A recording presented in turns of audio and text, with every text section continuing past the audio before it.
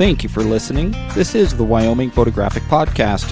All things photography from the state of Wyoming, featuring Wyoming-based photographers as well as photographers who travel from all over the world to photograph this wonderful state. I am your host, Jeff Footer, and we have an amazing show in store for you. Today we have Molly Cross from Colorado. She is an adventurer and portrait photographer. Molly, how are you today? I am doing well. How are you? Very good, thank you. Good. Can you tell us a little bit about yourself? Yeah, so I am a landscape photographer, portrait photographer in Colorado. That's fantastic. So what are some places you love to go to take pictures, and why? Yeah, so I live very close to Rocky Mountain National Park, and I've spent many summers, winters exploring the national park. So it has a very special place in my heart. That's kind of where my photography started. As a little girl, I would go on hikes with my family, and I think I developed a love for the outdoors that always wasn't the case as a little girl, but now that I'm an adult, I really cherish those memories, and so I really enjoy exploring the Rocky Mountain National Park. Great. And are there any other places that you like to go to take pictures, or? Yeah, absolutely. So it's not just there. Once that started, I really developed a love for travel. And so I traveled all over Colorado. And after I did that, I had the bug and traveled to Canada. And then I went to Israel. And I went to Iceland in 2019. And then this year, I have explored Wyoming, and I have absolutely fallen in love with the state of Wyoming. So I've kind of been a lot of places, and there's still more to be added. I'm jealous. I wanted to go to Iceland so bad.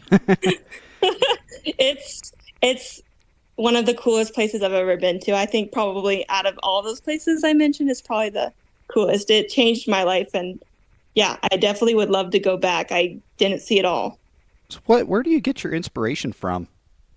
Yeah, oh my goodness. Well, that's a hard one. I think my inspiration comes just being in the community of other photographers. Yeah, I don't think I narrow it down to like one person or one thing. I think being out in nature, it just really speaks to me, and the scene unfolds and I just shoot away. It's kind of hard to explain. And how long have you been doing photography? I wanted to do photography, but I didn't know how. I didn't have answers. And yeah, and right after high school, everyone was going off to college, and I just didn't have that desire to go to college. I didn't really enjoy school that much. And so I just started working at my local grocery store as a bagger, and I saved money to buy camera gear. And I took some classes online with a professional photographer for 2 months, and he really established knowing your camera. And I think that was very fundamental in my photography journey. So yeah, since then, it's been about 10 years. Oh, fantastic. Yeah. So what is your the best compliment on a photo that you've ever received?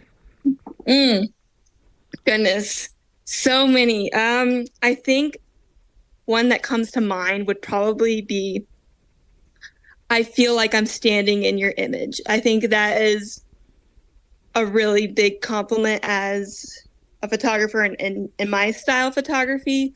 I want people to feel like they're standing in that sunset and experiencing it for themselves. Because I know so many times people see something so beautiful and they're like, oh, I wish I could capture that just how it is. And so I think that's been the biggest compliment I've ever gotten, when someone's like, oh, I feel like I'm there, and you really captured what the essence of the landscape was. Absolutely. What is your biggest photographic failure, and what did you learn from that experience? Oh my goodness, failure. You know what? I think failure comes all the time. Oh my goodness, I'm trying to think. I think failure can be one of the best learning tools. Yeah, exactly. Failure absolutely can be the best learning tools, and I honestly feel like that's kind of how my photography career has gone, is learning by failures and experience, and just putting myself out there and trying it, and so not being afraid of the failure. So yeah, I would say the biggest one. Let me think of a quick story. I think one is when I had a senior portrait, and I was shooting, and all of a sudden my camera stopped working, and I was so embarrassed I didn't know what to do. And so I basically told them, "Yeah, my camera broke." And we will have to reschedule. So that happened in my earlier years of photography, but I think that was a really good experience. And yeah, so I've had some scares and failures in photography, but it's part of the journey. I was lucky that that was something that could be rescheduled, though, not like a wedding or something like that. That would be Yep. kind of a tragedy to a bride and groom to know that they aren't going to have their wedding pictures. But Yes, well, and that's another thing. I never wanted to do weddings because of that very reason, and now I do quite a few of those now. But yes, it's very true. You can reschedule a portrait session, but a wedding, it's a one and done deal. I never go to a wedding without at least two cameras. Yep, yep, yes, exactly. Two cameras and dual slots, right? Yep, for sure. Now, if you could go back to when you first started photography and give yourself one piece of advice, what would that piece of advice be? It's okay not to have the answer right now. Just keep going. I think some hindrance in my journey has been when I don't know what to do. I just kind of get stuck in that area. And I think if I would have told myself, hey, just keep on going, you'll figure it out eventually, I could have progressed. So I think that would be one piece of advice I'd give myself. Is there any other advice you'd give? Oh my, I could probably write a whole book. Oh yeah. Oh,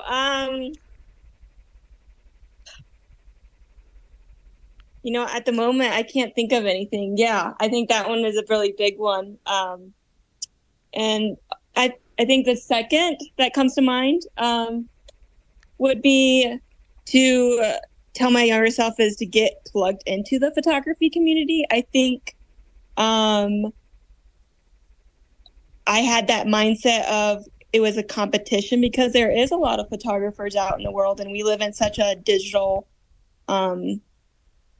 saturated photography market, which is wonderful. And I think I would have told myself it's okay to get plugged in and meet other photographers and shoot more with other photographers. It's not a competition, it's a community. And I think that would have changed a lot of things. But hey, I'm in it now and I'm not going anywhere. So what are your thoughts right now with the state of photography and how it is with everything with AI and oh my goodness. I think it's changing all the time and my thoughts are changing all the time. Yeah, I know some people are like, oh, is our jobs going to be taken over by all of that? And I think no, especially as a creative, you have that control of being your own self. And I don't think that can be changed. And as a person, your customer service, you get that. And yeah, so. and I think also the more we see fake images, I Mm-hmm. think the more the public will desire real images, and it'll kind of drive photographers in a better direction, actually. Yeah. 100% agree. And I hope that's the case. And I think it is the case. So I'm not too worried about that. I think realism is going to really shine through. So what does your daily routine look like as a photographer? Oh my goodness. Well, I do photography full time, but I also work another job on the side as well. So I'm very, very, very busy. But as a photographer, yeah, that's a really good question because we live in such a digital world, and I think photography is very much that. And so I think just being plugged into blog posts, YouTube, other photographers, social media daily, just learning new things, trying new things. So as a photographer, that's usually what I'm doing. But this year, every day, it seems like I'm jumping into my Lightroom and editing galleries. That's my daily routine and answering inquiries and doing the business side of things. So How much yeah. time do you usually spend post-processing Oh, goodness. as opposed to taking Yeah. photos? So as taking photos, I think everyone thinks it's super easy. I think most of my job is in the post process is developing that image and editing it. And yeah, it takes quite some time. I mean, it can take up to 5 minutes or 3 hours or more. So it just depends on the image and the art you're creating. So just curious, what software do you prefer for post-processing? Yeah. So I love Adobe Lightroom Classic. I know there's some thoughts about that. There's just the plain Adobe. And I started with Adobe Lightroom Classic and I've just stuck with it. And I appreciate that. I don't do a lot in Photoshop. Maybe use it like 3 times a year.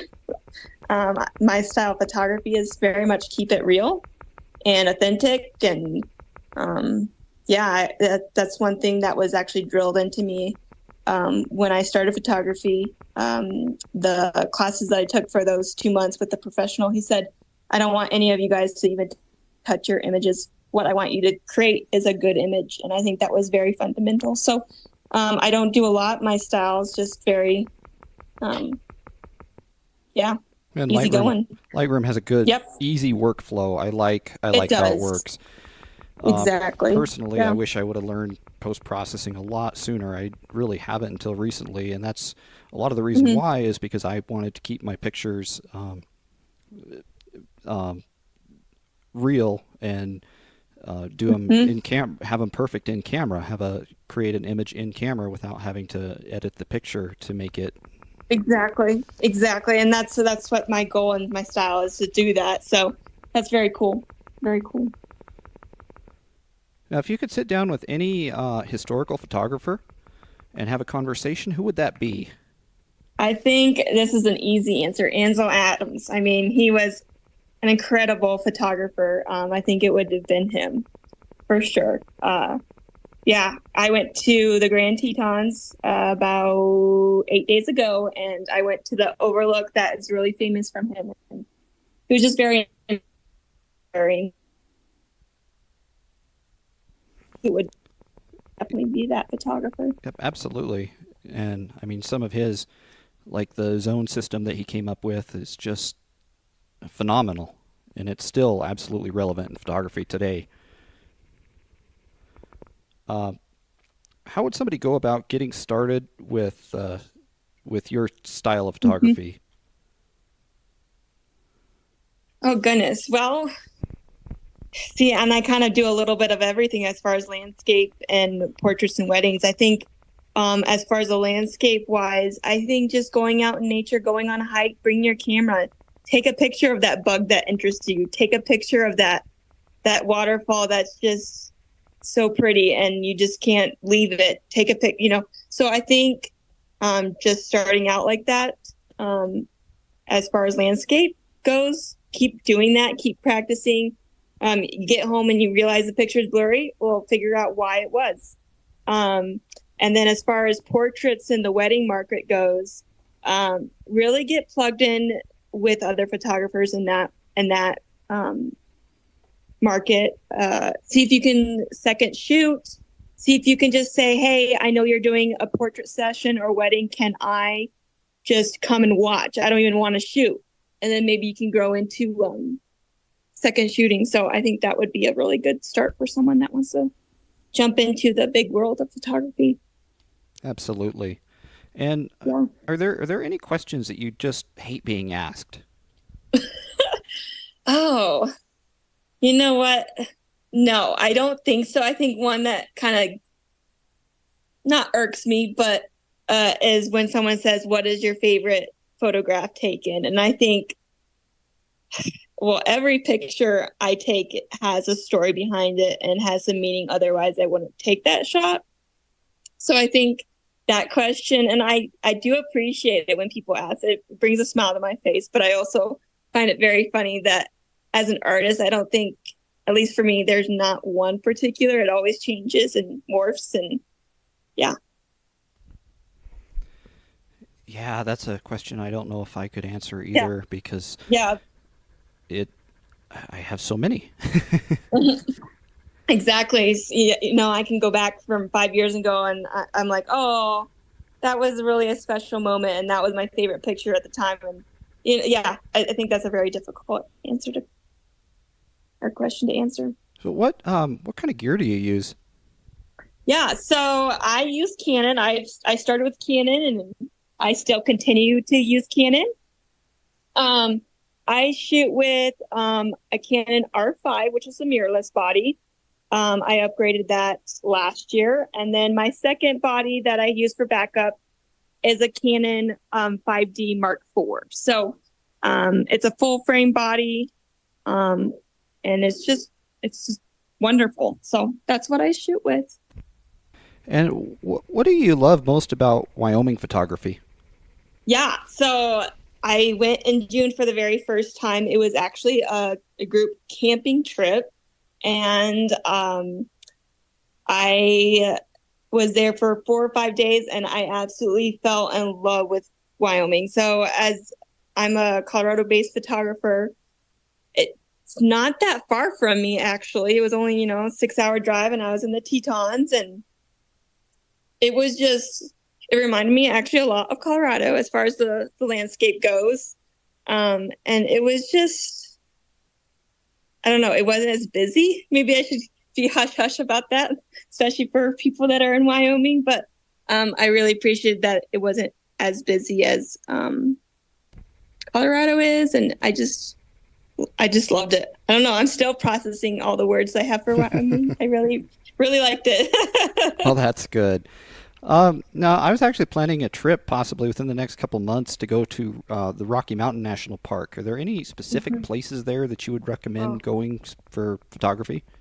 Yeah, totally. So one of my favorite spots, and it's really hard though, in the winter months, this road is closed. But if you ever look up Trail Ridge Road, that is a very fun place to go for photography. You're up at about 12,000 feet elevation, so you're definitely looking for oxygen.